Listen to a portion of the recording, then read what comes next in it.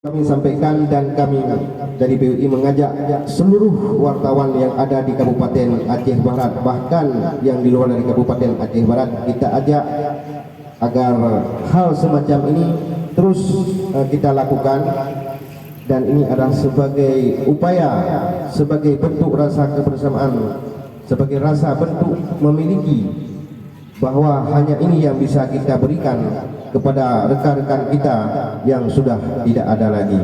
Mengapa kita ajak?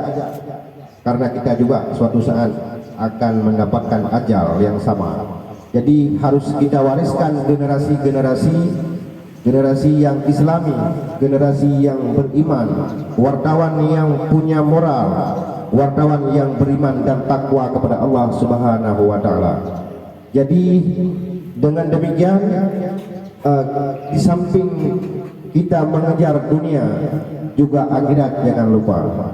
Artinya apapun yang kita lakukan hari ini, apapun profesi kita hari ini, perlu kita ketahui bahwa suatu saat juga kita akan mati.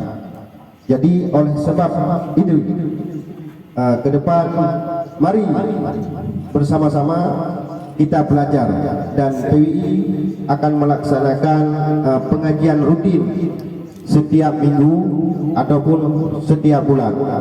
Jadi kepada kawan-kawan baik di dalam PUI maupun di luar PUI untuk ikut serta kita sama-sama belajar, walaupun sudah paham, sudah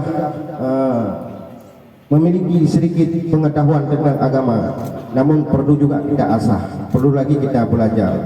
Sama juga nyai begah lapan lagi motor ini, walaupun motor ini ngai paminya, tapi tetap tadi ini benalah artinya. Jadi Bapak Ibu yang kami muliakan, memang hari ini adalah hari bertepatnya dalam momen tsunami. Hari ini 25, besok 26 Desember merupakan salah satu hari bersejarah di mana Aceh pada saat itu pada 2004 silam digoyang oleh gempa dan bencana tsunami yang menyebabkan ratusan ribu masyarakat meninggal dunia. Jadi oleh sebab ini kami berinisiatif dari pengurus PUI, dan mudah-mudahan juga bisa diikuti oleh rekan-rekan kita lainnya baik di Aceh Barat maupun di luar Kabupaten Aceh Barat, agar hal ini terus dilakukan. Karena ajal kita tidak tahu apakah di saat meliput berita ataupun sedang menulis ataupun sedang di jalan ini, kita tidak mengetahuinya kapan kita akan mati. Namun oleh sebab itu mari sama-sama kita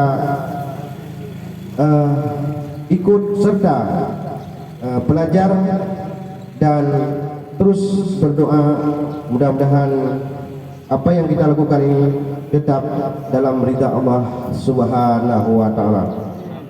Mungkin hanya ini yang dapat kami sampaikan, dan kami mohon kepada Walid Sayuti nantinya setelah Bapak Asisten, kami serahkan kepada Walid Sayuti untuk menyampaikan sedikit tausiah atau beberapa menit, lalu dilanjutkan oleh doa nantinya.